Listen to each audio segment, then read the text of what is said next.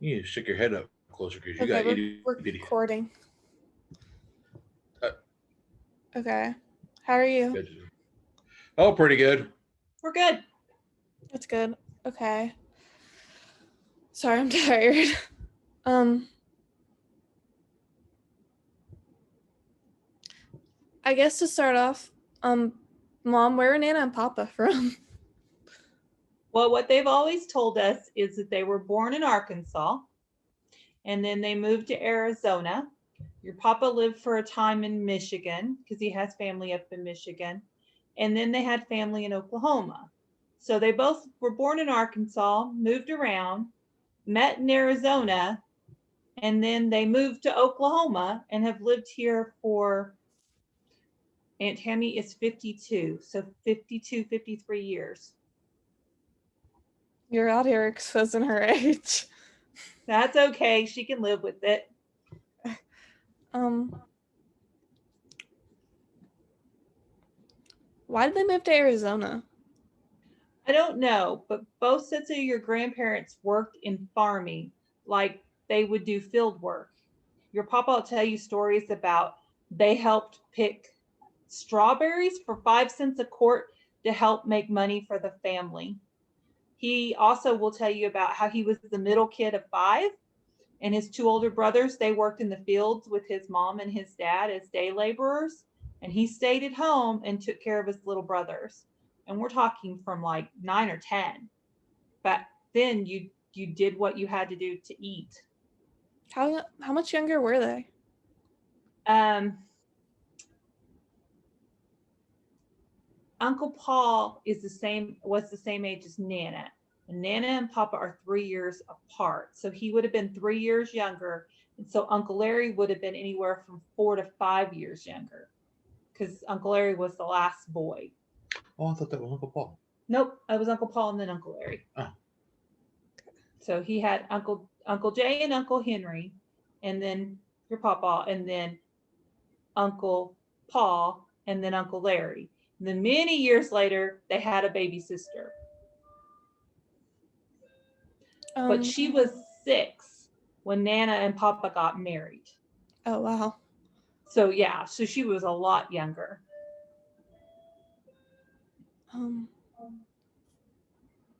Papa thinks he's Cherokee, right? Papa has paperwork that shows his great grandmother's name was Queenie and she was Cherokee. But from what he learned, her and her husband decided she wouldn't sign up on the rolls because they felt like that would look like they were needing a handout if they signed up on the Indian rolls. They felt like they supported and took care of their own family and they didn't want anybody's charity. So they did not sign up. Supposedly, Papa's cousin has found a record of one of Queenie's parents, but he's never shared it with anyone. Okay. Why did Papa and Nana choose Oklahoma to move to? Papa's parents came here along with a couple of his brothers and his little sister, and they had other family that was near here in Oklahoma and in Texas, and they told Papa there was more jobs here than in Arizona. And it actually turned out to be a good thing for Papa. Papa wanted to be a fireman, and he learned to be a fireman and electrician in the Navy. But in Arizona, they considered him too short to be a fireman because he's only between 5'7" and 5'8", and they considered him too little. In Oklahoma, they didn't have that standard. When he came here, he worked on a road crew, painting lines on the roads. And then he got a job as an electrician for the city, working on like firehouses. And back then there wasn't fire department academies. There wasn't all these people that applied. He worked for the fire department because he was an electrician at their service center. They had an opening for a fireman. He wanted to be a fireman. Okay, you can be a fireman. You'll go to this station and they'll train you. And it doesn't hurt that as an ex-Navy person, every Navy person learns how to put out fires on the ship. Yep. It's part of their safety equivalency. So that helped a little bit. Both your dad's dad and my dad were both in the Navy and both had electrical training in the Navy. What did Papa Larry do in the Navy? Crud.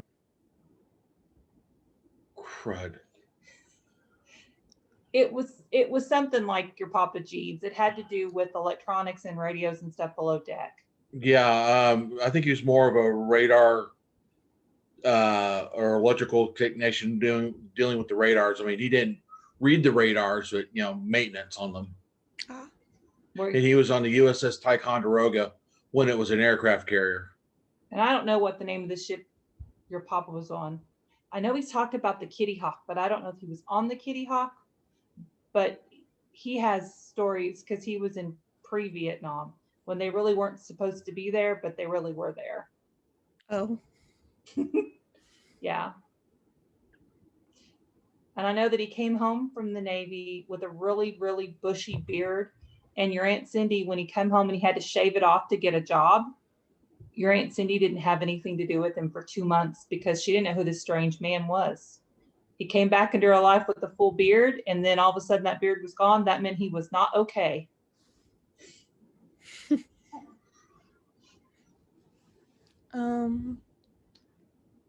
Does Nana know where her family comes from? With Nana, I don't know so much. I know that Nana's mom always said they had some Irish in them, which would make sense. I mean, they were like sharecropping farmers too. They always worked in the fields in Arizona. All Nana's brothers, they worked different jobs in the fields in Arizona. So I would think they're just, I hate to say American, but they're American. There's a little bit of everything in them. But your Nana's mom had reddish blonde hair, more red than blonde, with blue eyes. And that would seem kind of to make sense if they came Irish, English kind of thing. Yeah. Nana's mom had more brothers and had lots of brothers and sisters. And they all were, she was the first one to die of a natural cause. All of her brothers and sisters died of accidents until her. She died of a natural cause, and then the couple after her have died of natural causes. But before her, all of her brothers and sisters died from horrific accidents. Like what?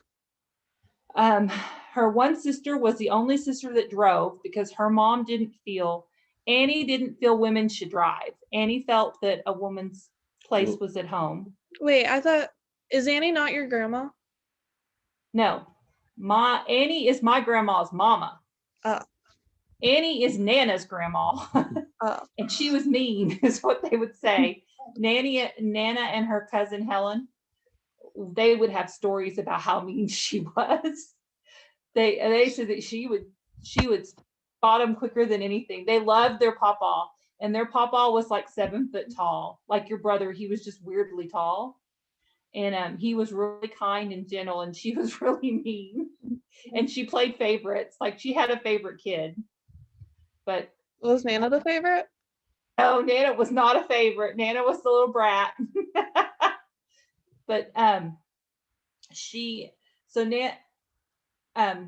grandma's sister's name was Mamie, just like your Nana's, and she was hit by a train. Her car stalled on a train track and she died because the train hit her. And then grandma had a brother named Hollis. Hollis's whole family died in a car accident. A drunk driver hit them when they were doing their Saturday morning grocery shopping. Was supposed to be with them, and for some odd reason, Grandpa didn't let her go that day. Wait, Nana? Nana was supposed to be with them. She was like 12 or 13, and she would go grocery shopping with them to help with their kids because they had little kids. And for some reason, she didn't go, and they all 4 died. Sure. And then another brother of hers worked as a field. He worked like in charge of a group of cotton pickers, and they got a combine hung in an electrical wire. Without thinking, he touched it. He wasn't grounded like the guy sitting in the rubber seat, and it electrocuted him, and he died instantly. And then I think another one died in Vietnam, but or Korea, and I'm not positive. Because they all ranged in, Annie had tons of kids and they all ranged in multiple ages. What was Nana's mom's name? Her name was Mary Elizabeth. Ah. And then Mama's name was Mary Smith. Yes, and I don't remember her middle name, but Her yeah. middle name was Gladys.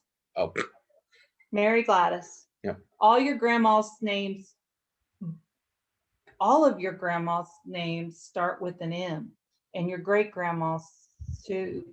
Because on my side, you have my mom's name is Mamie. Her mom's was Mary Elizabeth, and Papa's mom was Martha Mary. On your dad's side, you have Mima, and her name is Mary Beth, and her mom was Mary Gladys, and your papa's mom was Maggie Jean. So M is a very popular name, something that starts with an M.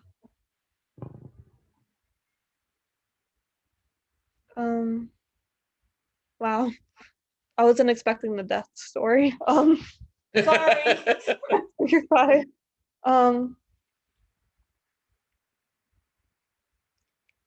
Nana, since Nana and Papa were sharecroppers, they went to their school was like desegregated, right?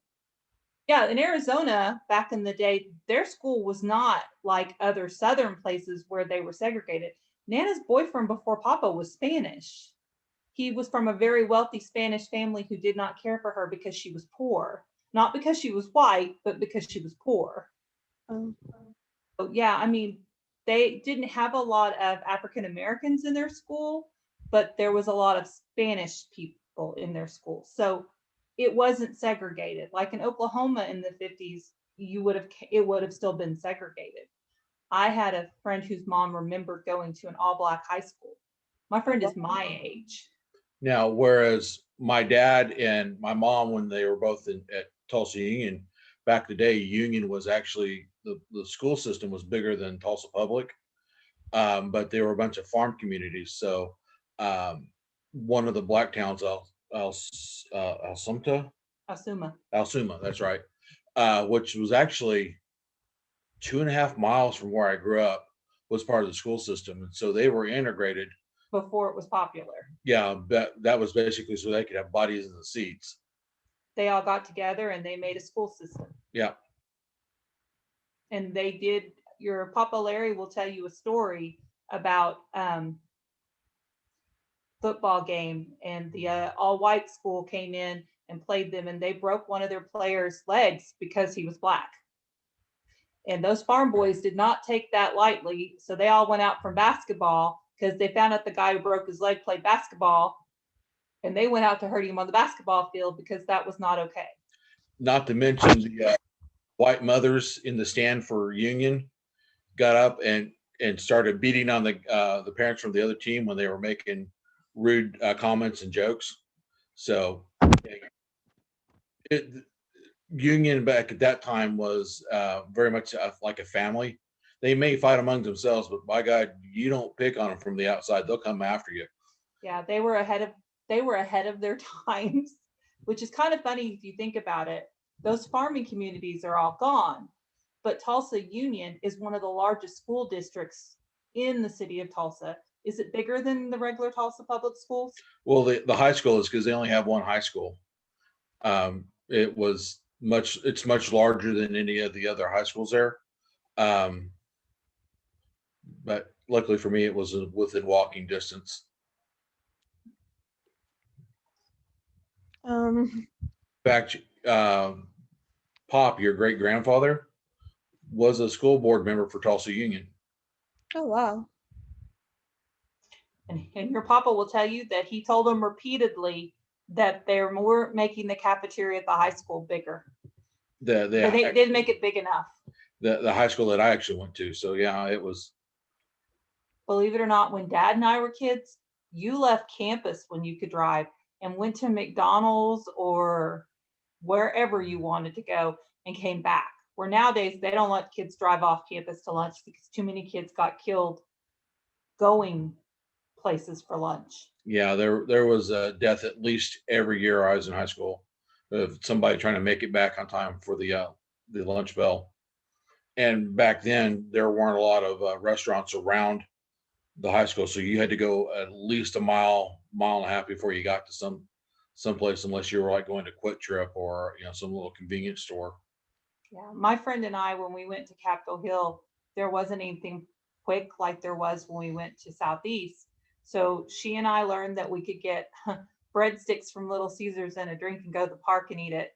So that was what we did every day. We would go get breadsticks and sauce and sit in the park and drink a Pepsi because it was very overwhelming. Capitol Hill was much bigger than Southeast. So we went from a smallish school to one the size of Harding where you went, but we were in the whole building. So we had to go up and down 4 flights of stairs and there was tons of people and it was not fun. In the Union High School, I mean, think about the cafeteria size that you had at your high school. Mhm. But my graduating class, just the seniors, was 736 people. Oh wow. Probably more than you had in your school when both with charter prep and fine arts were there. So there were nearly 3,000 kids there. Cafeteria couldn't even begin to hold up. It wasn't designed for that. And when I tell you your cafeteria line was longer than mine, I am not kidding. I pretty much took my sandwich every day, except for a couple times a week. I might get a little circular little pizzas because those are a new thing back in the 80s. I went from a graduating class that would have been 125 to a graduating class of 275. And that doesn't seem like a big jump, but it was a big enough jump that I didn't want that for you and your brother. That's why we looked at charter schools and you didn't go to Northwest Classen. Let's see. Oh, Mama, what was it? So since Nana like worked, was that like a big no-no in her family since they weren't even supposed to drive? Well, Annie would not have been happy that she learned to drive, but Nana's cousin, who we called Aunt Helen, broke Annie of that a long time before Nana because Aunt Helen was a single mom and she had to drive. So that was the end of it, is what she told Annie she was driving, and all of her cousins that were girls were driving, and that was the end of Annie's complaining. But think about with Nana's mom was mostly a stay-at-home mom. She never drove. Nana started driving like at 13 or 14 when Papa could, when your I thought Nana grandpa, said she was 9. I don't know. He started her in the fields learning how to drive tractors and stuff at 9. She was actually taking grandma places by the time she was 12 or 13. Because if he had to be at work and grandma had to go someplace, somebody had to drive her because she didn't drive. She never drove. She never even learned to turn the car on. Was she a Jehovah's Witness? No, Annie just was weird. Huh. But it was just kind of different because Nana always worked. I mean, like full time. I can remember she didn't work for a few years when I was little. She would work part time when grandma could be with me. And then when I started school, she started working as a cafeteria lady at the high school, and she worked 8 to 2, so she could take and pick all of us up.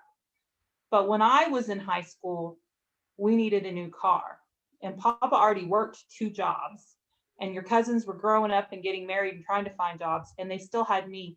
Nana took on a second job and worked 2 jobs. So she would get off at 2:00 and somebody would pick me up from school and take me home. So she would get off after she worked 6 to 7 hours feeding all these kids, and then she'd go to a daycare and work till 6:00. She did that for 6 months to a year so that they could pay down the new car that they needed. She also worked and she was getting ready to retire when I started college, but her and Papa decided they didn't want me on the highway driving from Oklahoma City to Edmond. So she continued to work another year to 2 years so she could pay for my dorm so I could live on campus, because she didn't want me driving in traffic. Back then, it seemed like going from Oklahoma City to Edmond seemed like it took forever. Really? Like it doesn't feel like that. Probably because we lived closer to Edmond than I did back then. But so yeah, so she for a while that that was the decision she made, because your papa was fearful. He made all those car accidents being a fireman, and he didn't like, he had a rule. Mm-hmm. People, even when I was an adult and lived at home, if you were going to be out past 1 o'clock in the morning, then you stayed wherever you were at least 3 or stayed the night. Because between 1:30 to 3 is when all the accidents happened, when bars started closing. So he didn't like you on the roads during that time. Even as a 20-something-year-old grown-up who worked a full-time job, the only time I can remember coming home after 2 o'clock in the morning and actually driving myself home is when I worked a shift that got off at 2:30 in the morning. And I was to come straight home and to be careful coming home, because that was the heat of accidents. He worked in a fire station near a really busy highway near May Avenue for many years. And then he worked downtown near a busy highway for the rest of his career. So he was always working at a fire station that went to multiple accidents on highways. Oh yeah, and he did not like motorcycle riders because Nope. he got to take care of the ones that were stupid and weren't wearing proper helmets or leathers. He was not happy. And I pulled up in his yard one time on my dad's motorcycle. Yep. He didn't want anybody on a motorcycle. He made an accident once where this gentleman was going too fast on what your dad calls a crotch rocket, which is a speedy little motorcycle. I'm sorry. That's what they called it when we were kids. In the 80s, that's what they called on them. YouTube. So Sorry. Okay. That was they've heard worse on YouTube. That's a standard word back then. But the guy didn't wear a helmet. He was going too fast. He hit something slick in the road and flew off the motorcycle. He hit the pavement. He was gone the minute he hit the pavement. But unfortunately, teenage girls in the car behind him ran over him. They will never forget that. Your papa was positive that girl would never drive again. They had to call her parents to come and get her. She was distraught. They explained to her, the EMTs explained to her, she didn't do anything wrong and she was not the person who killed him. And he said that was one of the most horrific accidents he ever made. It was horrible that someone died from something stupid, and it was a horrible accident. He had seen that before.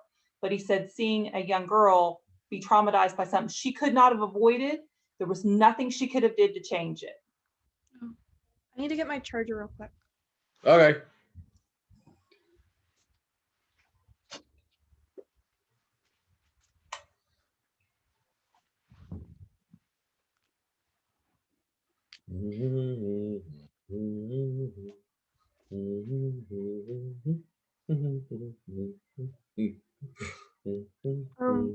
Okay. Okay, Dad. Your family's I don't know if we talked about this. Your family's Danish, right? Yes. My dad's father's father immigrated from Denmark. His grandmother immigrated from Germany. We learned that because your aunt really likes 23andMe. And then we think he changed his name or something. Oh, we know he changed his name. Oh. The Danish name was Jensen, and when he came over here, it was Anglicized to Jensen. Oh. So your dad's grandfather was first generation American from both of his parents. Yep.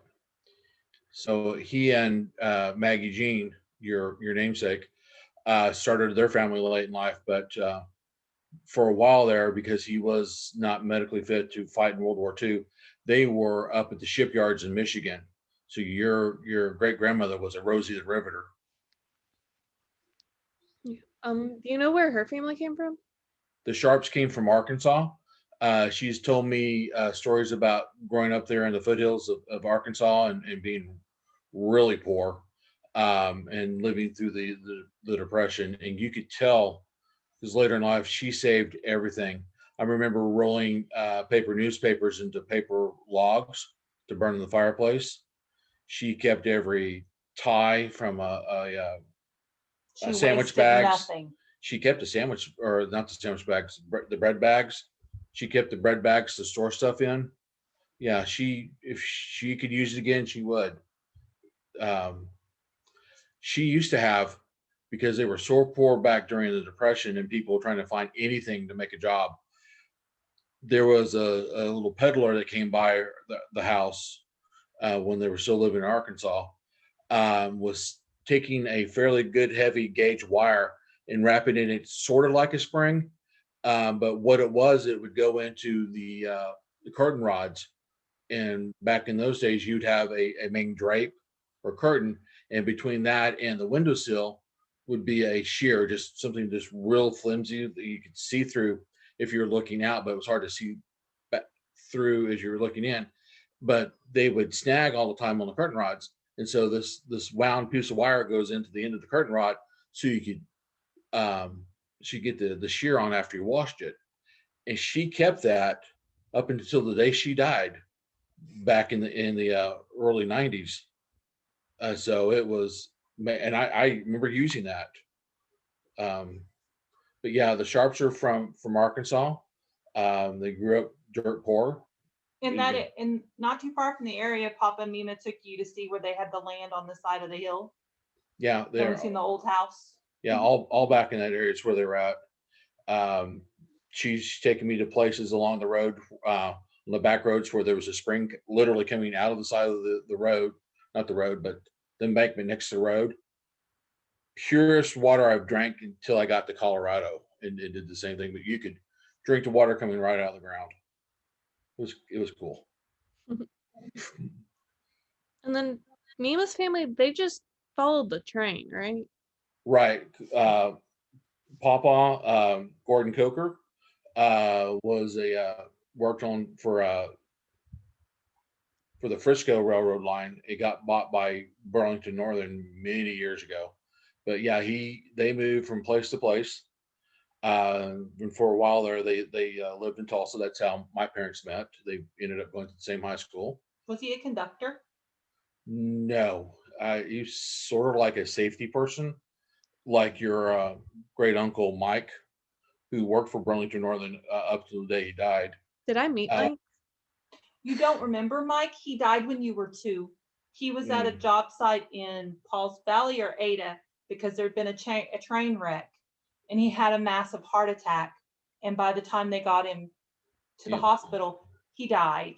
Yeah, And we took you to see Papa and Mima because your great aunt and uncle bought Mama down for his funeral, and we wanted her to get to see you, but we did not take you to the funeral. I don't know, you would not remember him, but he did see you, and he Yeah. loved your brother's name. That's what I remember about him, is he loved your brother's name.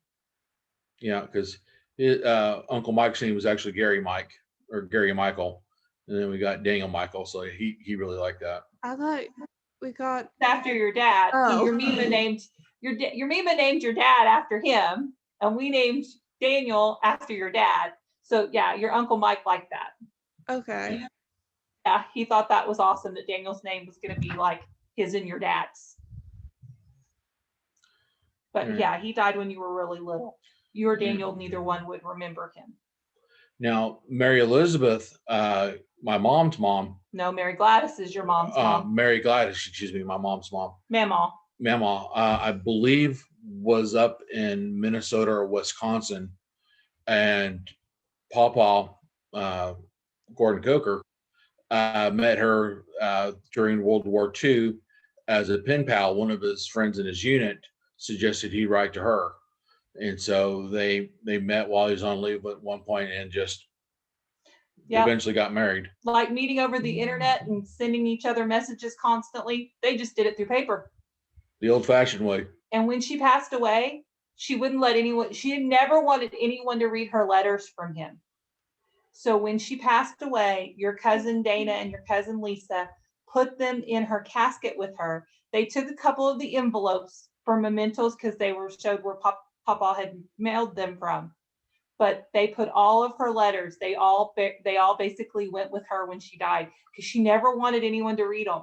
And they felt like as adults, they were going to honor that request in her death. So they buried them with her. So I thought that was kind of cool. Mm-hmm. I think I remember that. You may, because you were older when she died. You were in middle school. Like, Yeah. 7th grade, probably. Mom said this year in January she would have been 107 if I remember right. How old was she when she died? Late 80s. Late 80s. She was the last one of our grandparents. When your dad and I got married, we had 3 of our 8 grandparents still alive. Yep. Because my papa was still alive. Great Paw. And I don't think you remember Great Paw. Daniel does. He smelled like smoke. That's about it. That's what he always smelled like. Because he smoked a pack a day. Camels, Pall Yeah. Malls, non-filtered. My grandfather smoked too, but I remember the smell of the Rontinol and the first inhale of the God, He used a lighter. he used, what was it, Winston? It's a Bic light. No, it wasn't a Bic lighter. No, it was a Zippo. And you loaded them. So, if you've ever seen a Bic lighter or our long torch lighters, they come preloaded, right? Yeah. No, they had lighters you refilled. Uncle Paul had one that your dad bought him, and we found it when we cleaned out the house. It's around here somewhere. Yeah, it's you just pour lighter fluid in, and it's got a cotton pad that soaks it up, and then it's got a flint and steel that strikes it and catches the wick on fire, and it burns that way. It's a very distinctive smell. Yeah. Mama's husband died when Daniel was a baby, right? Mm-hmm. Yeah, he was about to because he was teething. We weren't pregnant with you, so he had to have been like 12, 13 or 14 months, because by the time Bubba was 15, 16 months, we were pregnant with you. Yeah, he got his first tooth while we were there. Like, he bit me. So he wasn't quite a year. He would have been 9 months, because Daniel got his first teeth between 8 and 9 months, and so did you. That was considered normal, healthy baby, because someone kept telling me you guys were taking too long. And the doctor always told me, nope, that was normal, healthy baby. But your brother bit me in the middle of his wake. That's how I knew he had a tooth. He literally bit me. Oh. Because he didn't know what to do with himself. He'd been with your Mima, and she just took him to Mississippi, and Daddy and I joined her. Yeah. Well, she was watching him for a week or so just to have some time, and my grandfather passed away, and she took out, and we followed. Yeah. And caught up so we get him back, and as well as attend the funeral and whatnot. Was it unexpected? No, he came close to dying once before and pulled back. And to be honest, it was a hard time both times. And when they finally took him off of life support, it was much like Aunt Cindy's passing. It was just really hard to watch. Yeah. The first time he got sick, Dad and I weren't married. Dad and I had just started dating. And your dad went to Memphis and he got better. In fact, he was at our wedding. He insisted on wearing a tux that matched all the groomsmen. And he was kind of particular. So your Mima was really nervous about whichever groomsman was going to walk your mama down the aisle, because the groomsman walks the grandparents down. Well, they walk the grandma, and the grandfather follows. Well, your Papa, he walked really slow because of his Parkinson, and she was just Parkinson's. And he fretted about it, and she fretted about it. So she met your Uncle Tim, and she looked at your Uncle Tim, and she said, "You'll be walking my mother down the aisle. My father goes slow." He goes, "I've already got it handled. My mother already told me," because Nana had already told me. He didn't let the other groomsmen walk your grandma, either one of your grandmas or your mama down the aisle. He was Tim. Tim was the brother. He walked your grandma, your mama down the aisle. Then he walked your Mima down the aisle. And then he walked his mother down the aisle. That's what it was. Tom helped seat guests. That's all I can tell you. Because your Uncle Tim's kind of take charge. And when his mom and the mother-in-law say, "This is what we need accomplished," he accomplished it. Because he had to go at a certain pace. And your great-grandpa Coker, your dad's grandpa, was old school Catholic. And your dad and I knew the only wedding he'd get to see of all of his grandkids was ours. And even though I wasn't Catholic, back then, the priest who married us didn't have a problem. And the Pope at the time was John Paul, right? I believe so. And he didn't have a problem with marriages of Protestants and non. So we had everything but communion. We had a full mass. They sung in Latin when they walked your grandparents down the aisle, because that was what your great grandpa was used to. I mean, to him, a good Sunday vacation was they went and visited a different church so he could hear a different priest. He was old school Catholic back when they did it where they sung in Latin. So your dad and I did that because we knew ours would be the only one he'd get to see. And unfortunately, we were right.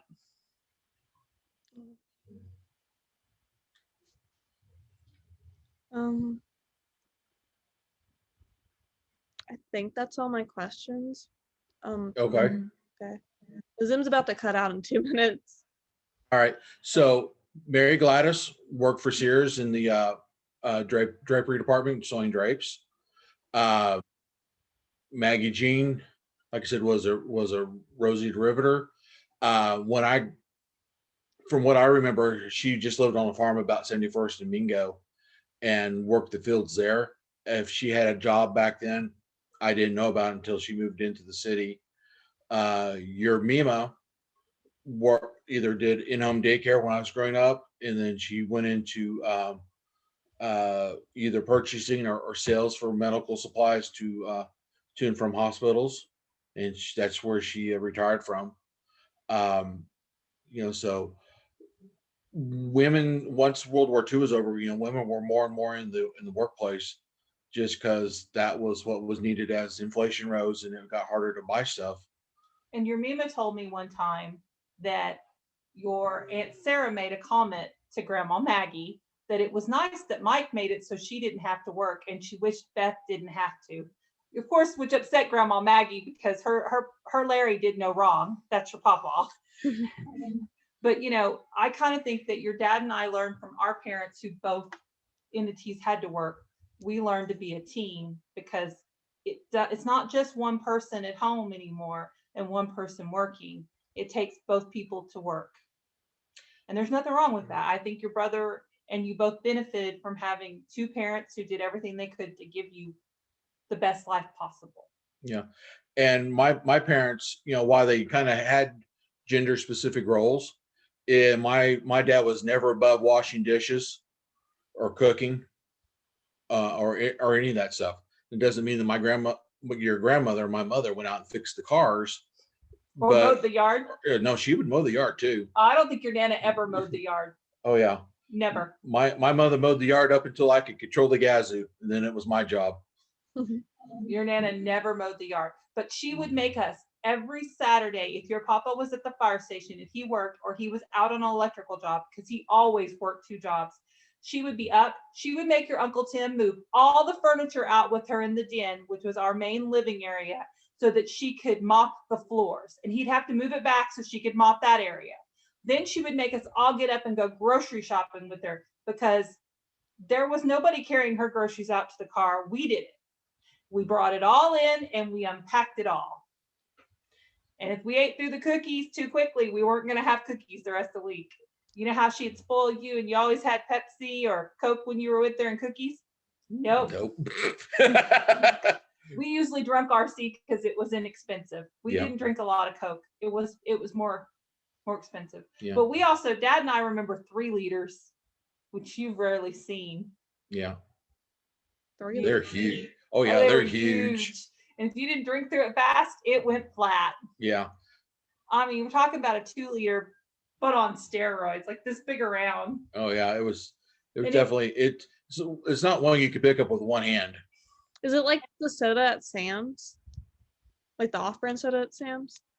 That's like big? No, we're talking Coca-Cola and Pepsi in a it looked like a 2-liter bottle, but it was bigger.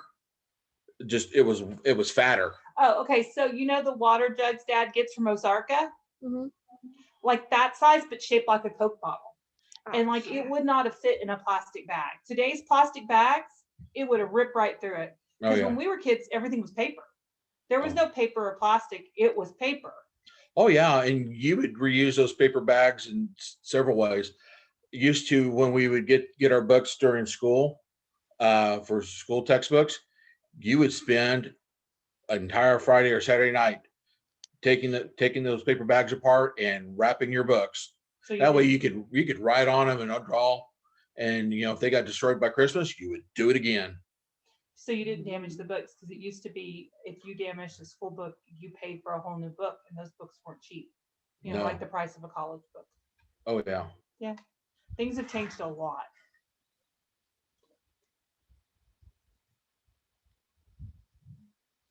Anything else you got questions about? Um, I thought the Zoom was gonna like automatically cut off at 9:30, so let me think since we have time. What was it like growing up in the 80s? Growing up in the 80s, a lot of hairspray for the girls. Oh my gosh. Yeah, they you would there would be no candles at a party because somebody's hair would definitely catch on party. It would catch on fire. I mean, there was that much hairspray. The gas prices for the last year, when we got down to $1.25, $1.50, that was the price of gas when we graduated. Yeah, Oh, I wow. don't. But you know what? I remember being a girl that's kind of gender specific. Your Uncle Tim always pumped the gas in the car. If we went someplace, he always pumped the gas in the car. I don't know if it was because he was the boy or the oldest, the first one with the license, and he always borrowed Nana's car. But every time we stopped for gas, when we were going places, he always pumped the gas in the car. So Aunt Cindy and I went someplace and we went to get gas and we didn't know how to put it in. My sister had the same problem. It was considered boys' work. The boy gets out of the car, mom will go in and pay for the gas, the boy would get out of the car and pump it. Yeah. I've never seen Didn't have- Anna like pump her own gas. No, Didn't have CDs yet. Laser discs were just coming out, and they looked like a great big vinyl record, but they were a huge ass CD for playing movies, and you still need 2 or 3 of those to play a full length movie. oh, and the best thing you had in your car at the time was a pen or a pencil, but you didn't have it to write with, because if you had a cassette deck in your car and it came out and it came undone, you could use this to try to save it, because there was Rewind it, yeah. little spokes inside, and you could rewind it and then stick it in again and go. But they weren't very durable. No, I wore out a lot of cassette tapes playing them in my little junk radio. And one of the big things that came out when Dad and I were young that everyone thought was so neat. Are you ready? Hmm. A 3.5-inch disc to put in your computer, because before that they were 5.5-inch and they were floppy and they weren't very durable. But they had this little 3.5-inch disc that was more durable. That actually came out my 3rd year in college, so about 91. Yeah, I remember because I was still in high school when it came out. Oh yeah. And then I remember when your cousin graduated from high school, Felicia, they had just started coming out with the little stick thingies for memory. I mean, for downloading stuff. The USB drives? USB drives. Because Huh. your dad went and he bought her a USB drive as a graduation present. And it was $50 and it was 1 gig. No, it would probably have been 256 megabytes. Yeah. I mean, Wait, it like a was flash tiny. drive? Yeah. Yes. When Felicia graduated from high school, that was what was out. But you got to remember, when Felicia graduated from high school, you were so little, we didn't take you. She was so upset that we didn't bring you and Daniel. But you were in elementary school, and your Mima came and got you to take you to the weekend with her, and we were going to have to sit outside in the heat. Oh, in Tuttle. In Tuttle, in their football stadium.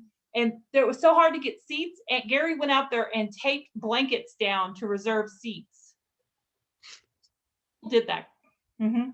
So we knew that it would not been fun for the 2 of you, and your Mima wanted you. So we were like, okay, your dad and I met her and gave the 2 of you to her for a couple of days. Because, she was like, you didn't bring them. We were like, no.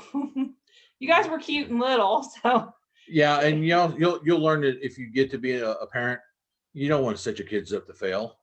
And having you out in the heat and all that stuff, even at the end of May, with nothing to do but watch people go, Mary Smith, yeah. I mean, Joe you Bob. went through when you went to your cousin's graduations and you were bigger. Could you imagine being a 5-year-old sitting through that? I thought she graduated in like 2003. No, Was it that early? I thought it was later than that. I 'Cause there thought was you like were a like photo 5. of her like next to like an 03. She might have, and then you would have been what, 3? 3. Yeah. So could you imagine us taking Noah or Waylon and sitting through something like that with Noah and Waylon? Not Waylon, at least. No. So yeah, it's so back in the 80s, what else was going on? Music was better. You could understand it. Yeah. Country music was actually country music. Yeah, back when they still had twang in the voice. Yeah, so the music that Dad and I listened to as rock was kind of like it was country now. Yeah. And movies, movies always had good music, and they would have soundtracks with movies. And sometimes you went to movies just for the songs. I went to the movies because it was a movie. Your dad liked Star Wars. Yeah. I walked a mile and a half to go see Dune. I worked at a movie theater and I could sneak into the movies. That's my one claim to fame. I was this dorky, smart little kid, and at 15, I convinced this guy to let me work at the movie theater. Since I worked there, nobody ever ID'd me. So my friends and I seen every scary movie we wanted to see, anything that was rated R. We got in for free because I worked at the movie theater, and it was the dollar movies. And you could see 2 movies for $1.50 on Friday night. So they'd pay for tickets, and I knew who was running the register up front, and they would just tell them what movie, and I'd stand and wait for them to pay for the tickets because I got in for free, and they never ID'd any of us. But it's not like they weren't like 16 either. I mean, we were all like way too young to be working, and they didn't ID. I mean, they didn't ID you, not like they do now, where you would get ID'd for a scary movie. Nope, we just paid our money and went in. Nobody asked us how old you were.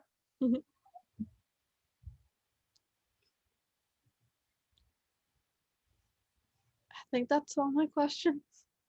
Alrighty. We love you. Have a good night. Love you too. Good night. All right.